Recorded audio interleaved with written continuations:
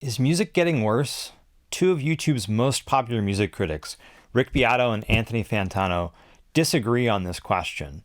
But I actually think ultimately they're both wrong in different ways, or at least focused on the wrong things. In fact, I think this slew of videos that just came out from both of them really distracts us from the deeper questions that we would need to ask to actually assess whether or not music is getting worse, and if so, what to actually do about it. For those who haven't seen Rick's and Anthony's videos, here's a quick recap. A couple weeks ago, Rick Beato posted a video titled "The Real Reason Music is Getting Worse," in which he made essentially two arguments. One, music is getting worse because it's too easy to produce. And two, music is getting worse because it's too easy to consume.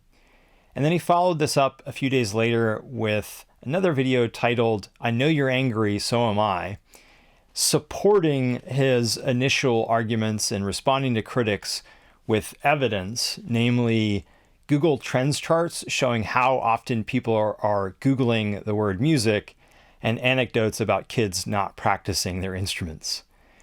And then a few days later, Anthony Fantano released a video titled "Rick Beato is Wrong," and he essentially refuted all of Rick's key arguments.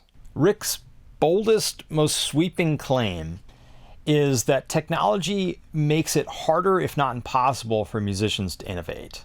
And he even kind of second guesses himself when he makes this point, but then proceeds to try to hold that ground anyway. The creative dependency on technology limits the ability of people to innovate, I believe. Could be wrong about that. Maybe it helps them innovate. I don't think so, though. Fantano rightly points out that this is just nonsense, and he points to counterexamples like electronica pioneers Brian Eno, Trent Reznor, and others.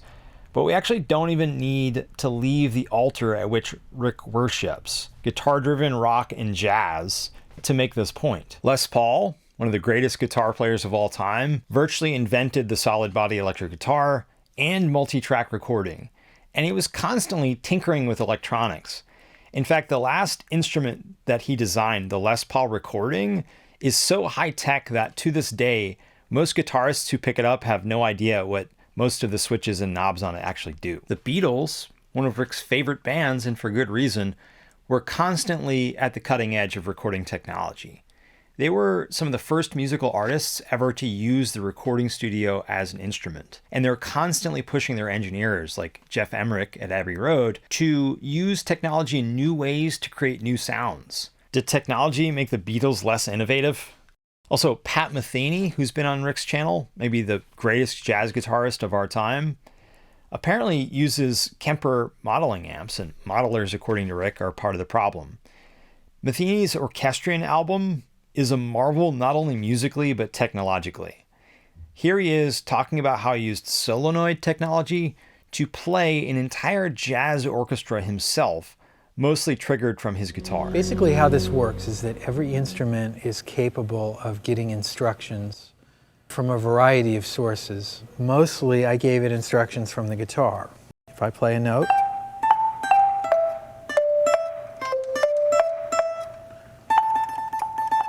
and you can see that pretty much as I do everything, the physical event occurs. Did technology stifle his innovation, Rick? I could go on and on.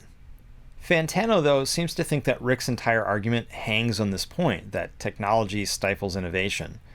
But actually, that's just a sloppy overgeneralization of a finer point that Rick made and elaborated in his first video, that musicians are too reliant on using computers to fix mistakes to bother learning how to play their instruments correctly or to sing in key. Or worse than that, they just use computers to create the music in the first place.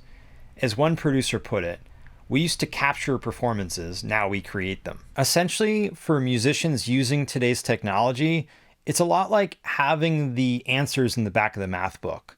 If you know you can always very easily look them up, it might seem kind of pointless to expend the effort to actually learn how to solve the equation for yourself. At least this is what Rick is arguing. And he points out the similarity.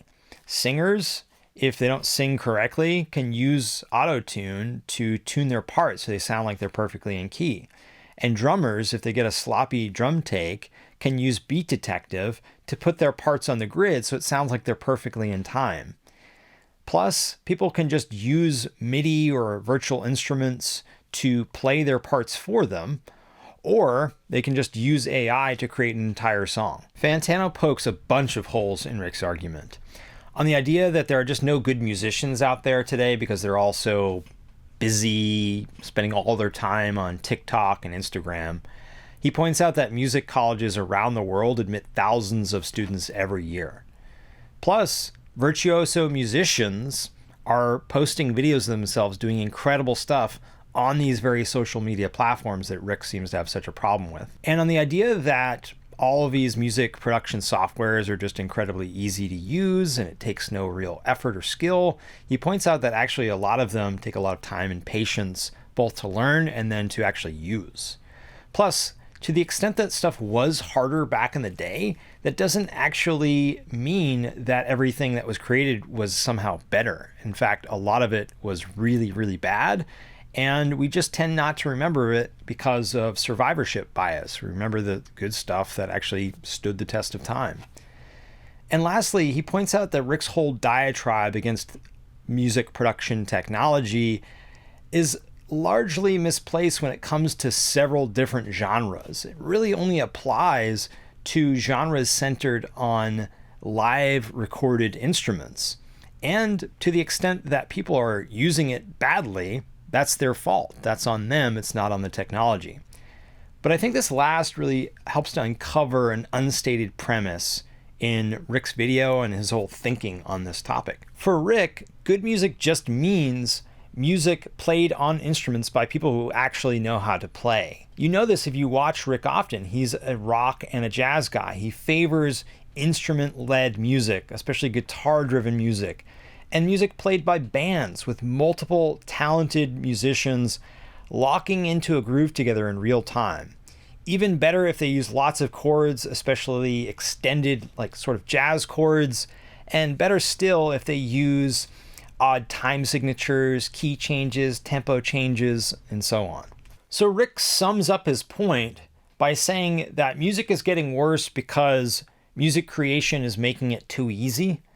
But I think what he's actually trying to say is that bands made up of people who can actually play their instruments should be getting more popular. Those people should be more popular, but they're getting less popular, perhaps because those musicians don't actually exist in Rick's view. And this means that pop music is getting worse. And if that's Rick's argument, then he might actually have a point. There are fewer bands that can chart in the pop charts today. There are fewer new young bands coming onto the scene that can draw big enough audiences to headline music festivals. And some record execs are actually complaining that they're just having a hard time finding new young bands to sign. So if that's the case, what the hell's going on? Rick often shakes his fist at social media as this thing that's distracting people from putting in the effort to become good musicians. But as I just pointed out, that seems pretty far-fetched given that people are using social media to post videos of themselves and their incredible musical chops.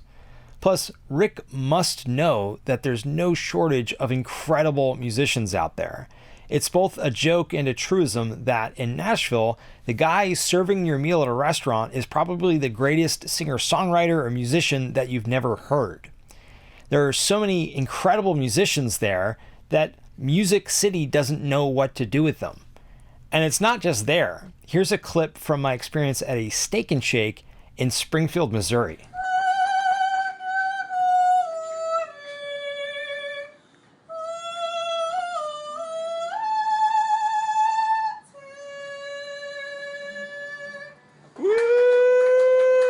But although social media platforms likely aren't distracting musicians from practicing, they might be a small factor in explaining the downfall of bands. As an article in The Guardian points out, social media platforms, especially Instagram and TikTok, are formatted for individual self-expression. And the more people see solo artists making it big, the more they're motivated to do that. Music production software has no doubt impacted this trend away from bands and towards solo artists.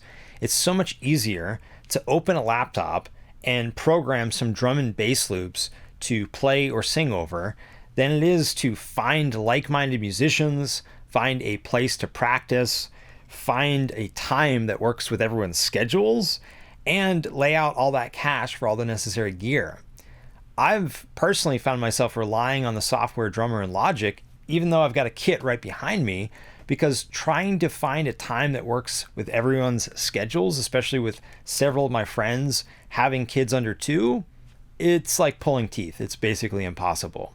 And if it's cheaper and easier to be a solo artist, no doubt more people will favor it, and so will budget-conscious labels. Band-based genres like rock have splintered into like hundreds of subgenres, much of them far too experimental to reach a pop chart in basically any universe.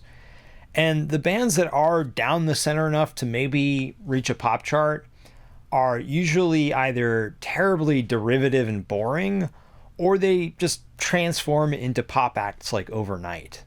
I'm looking at you, Coldplay. So although Fantano is right that there are lots of amazing musicians out there who are filling the rosters of music colleges and putting their stuff up on social media, they're not forming bands and getting popular, or at least not popular enough to hit any pop charts. So perhaps Rick is just making some really poor arguments for what might actually be a sound point, albeit a point he doesn't make very clearly or precisely. If that trend continues unrelenting and bands are just edged out further and further, maybe we'll wake up in 100 years from now in a world where getting together to play actual instruments with other people is as underground as playing Magic the Gathering or Dungeons and Dragons. Maybe it's just something weird people will do without any hope or intention of drawing an audience or a livelihood from it. At concerts, someone will push play, and then we'll all just stand around and watch a computer do all the work. Maybe occasionally someone will mumble over a beat. Maybe somebody will sing over it once in a while. More likely, they'll just lip sync to their own pre-recorded auto-tuned parts. If that image depresses you as much as it does me, then you might agree with Rick on some level that, yeah, there's something really bad about the progression of pop music, or rather retrogression, especially when you think about the fact that on the concert front, we're already there. What I just described is already happening. And if that's you, then you might think, even if Fantano won this particular argument, he's nonetheless wrong to doubt Rick's prognosis of pop music. Let's suppose, though, that Rick actually succeeds in convincing a mass number of people to pick up an instrument, practice it religiously, write songs with funky chords and complex time signatures and key changes and all that stuff, and maybe only record live takes directly to 2-inch tape or even directly to vinyl, and give up the ability to do punch-ins and auto-tuning and quantizing drums and all of that stuff. Would that mean that pop music would instantly go from bad to good? Personally, I do think it would be significantly better. It would be more enjoyable for me to listen to. But let's get really concrete for a second. Suppose we did this with Kesha's currently trending song, Joyride. Would recording that song with some complex arrangement, with great musicians, live to take, only using, flawless live takes with these great musicians, would that make that a good song? Or would that just be like polishing a turd? Let me know in the comments below what you think. One thing we can say for sure is that a whole lot less music would be made because, once again, it would be incredibly expensive and time-consuming to make it. And maybe that means that a lot of the shit would just fall through the cracks and never get made. But for the stuff that does continue to get made, think of the musicians who are going to be playing on this stuff. I mean, the poor souls who opt for the steady paycheck instead of going out and starting their own band, they sign up for the Kesha session, they get there, and they find out that the song that they're recording that day is Joyride. Not to mention, this all supposes that people would actually buy this stuff if it were made this way, but who's to say they actually would? What if a big band arranger were making this same kind of argument?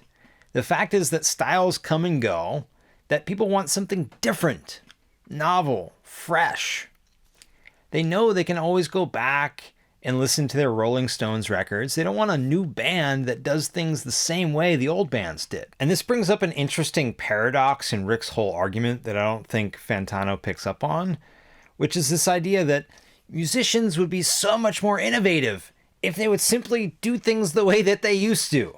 I want to move on now to Rick's second argument, which is that technology makes it too cheap and easy to consume music these days, so people have no sweat equity in it, and so they don't value it as much as they used to. Now, Rick's argument is that because streaming platforms give us access to unlimited music for $10.99 a month or whatever it happens to be, the value of any particular song or album converges on zero. But there are two really big equivocations here, and Fantano only kind of alludes to one of them. The first equivocation, which Fantano does not mention, is that access does not equal consumption. Streaming platforms are the digital version of all-you-can-eat buffets. Buffets manage to stay in business and make some money because although some people eat more than others, no one has an unlimited appetite or capacity to eat. And there's the time constraint. The same goes for music. No one has unlimited time or unbounded tastes.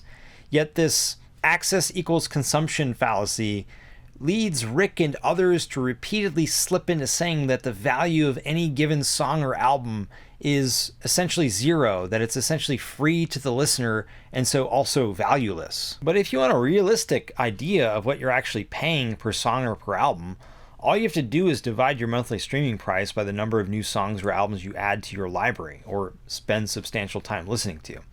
I don't count songs that you sample here or there and decide that you don't want to listen to, because that's essentially equivalent to what people used to do at record and CD stores. Of course, the numbers are going to vary widely, but it'd be really fun to see the range.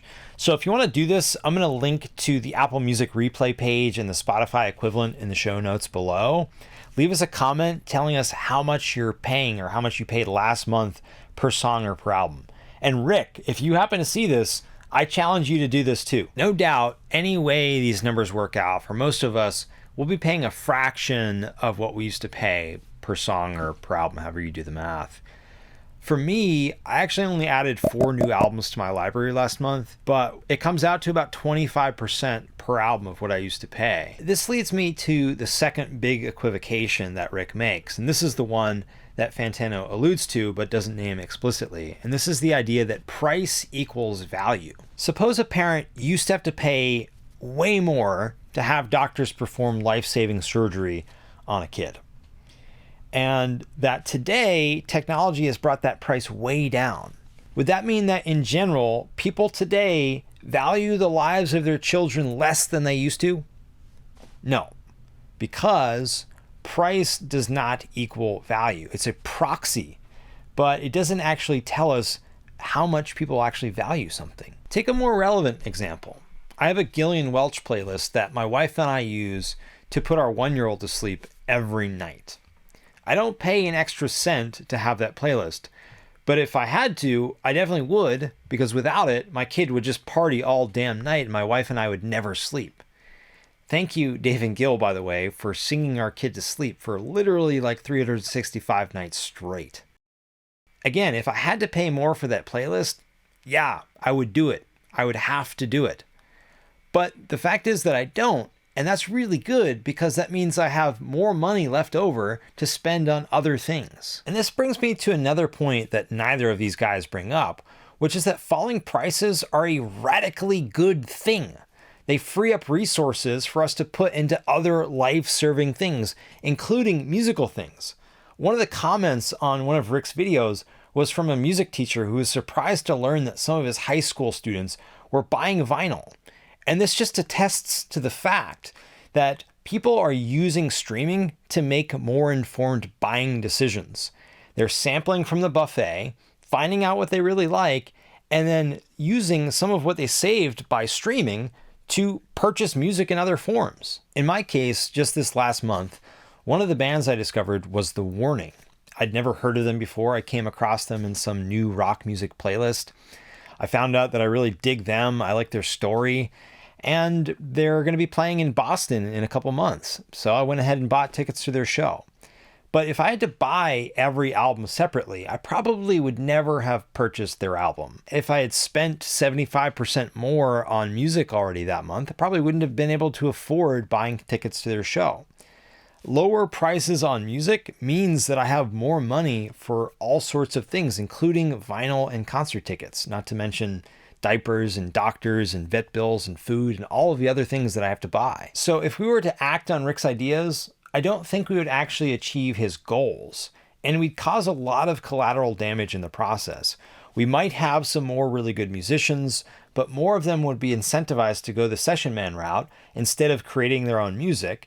And overall, we'd have way less music, way less access to music, and way less time and money to put into other things. I'm definitely not saying that everything about our current system is perfect or even good, that there are no problems to address. I just don't think that the road Rick is pointing down leads to any great improvements, or at least not any that are worth the consequences. Rick's whole argument in these videos revolves around how music is being made. He talks about what's being made in other videos, but here there's little or no mention of it. So his argument boils down to how music is being made and consumed is depreciating what is being made. Now, imagine he were arguing that books today are getting worse because people are typing them up on computers and reading them on Kindles. Looking at how books are made might reveal why the material of one feels a bit nicer than another, why the calligraphy or typeset or font or whatever looks a bit nicer in one than another, why the margins are more widely spaced over here than they are over there, and so on and so forth. In other words, looking at how books are made will reveal something about their surface level aesthetic characteristics. But if we want to evaluate the quality of books, what is this missing? What is this leaving out of the equation? The freaking ideas in the books, right? If we were talking novels, this would leave out all consideration of plot, characterization, dialogue, overarching message or theme. Well, songs convey and transmit ideas too. They convey a certain sense of life, a certain view of the world, a certain perspective and resulting feeling about the way things are. Songs, like novels, have a certain message or theme. I'm not saying that how we create music has no effect on what we create, on the substance, the ideas conveyed by that music. But it's certainly not the main driver of the quality of a piece of music. Hence my skepticism about a live-to-tape version of Kesha's Joyride. If we want to really assess whether or not music is getting worse or pop music is getting worse, then instead of focusing so much on how the music is made, I think we should be at least as focused, if not way more focused, on what's being made, on the sense of life conveyed by that music, on the message or overarching theme conveyed by that music. And the closest Fantano gets to talking about this is to say, in effect, don't blame the technology, blame the people that are using it. Blame them for using it poorly. Technology is by and large a good thing. It opens up doors to new types of music, and it opens up doors to musicians who just couldn't afford to make music if they had to do it the old way. And that's all fine and good, so far as it goes. It's a fine refutation of Rick's piss-poor arguments, but it essentially accepts the framework of Rick's arguments and then just argues the reverse. And this is why I think it's kind of a distraction, that all of these videos are really a distraction from the sorts of questions that we would need to ask and answer if we really want to find out whether or not music is getting worse. Unfortunately, most music criticism today is essentially message agnostic. Many critics feel perfectly at home talking about production decisions like how much reverb is on a vocal or how the tracks are sequenced, and performance things like how well a vocal take sells a song's message. But when it comes to evaluating the message itself, they're like fish out of water. Most don't even talk about it, and when they do, they're not very good at it. Imagine a book reviewer trying to review a book, but only talking about first versus second person narration or an author's word choices, but not what those words add up to. not what the book's theme or point is and whether that point is even valid. If the goal is to discuss whether or not music or some portion of music is getting worse, then as much as I admire these guys, I have to say they're not even in the arena, at least not in this discussion, not in this conversation. What would we need to know at minimum just to begin having a conversation about whether or not music has gotten worse? We'd need to know, one, in the aggregate, how have the ideas and sense of life conveyed in music changed? Is there a discernible trend, and what's the nature of that trend? And two, by what standard should we gauge whether that change is good or bad? How should we judge whether the ideas conveyed in music are good or bad? And only then, with answers to those two questions in view, can we turn to the all-important question of whether or not some portion of music has in fact gotten worse. I think the principles here are pretty basic, pretty easily graspable. One, we can't evaluate what's being made by looking only at how it's being made. And two, we can't evaluate anything at all without some clear standard of evaluation of what is good versus what is bad. And in the realm of music, I'm arguing that that standard ought to take into account not just the surface aesthetics of a piece of music, but the substance of it, the ideas and the sense of life conveyed in that music. I'll be back with another video on what I think about how we should answer these questions. But in the meantime, what do you guys think? How have the ideas and sense of life conveyed in music changed over time? And by what standard should we gauge whether that is good or bad? Let me know in the comments below. I'm John Hersey, this is Noteworthy, and if you want to show me you care, like, subscribe, and share.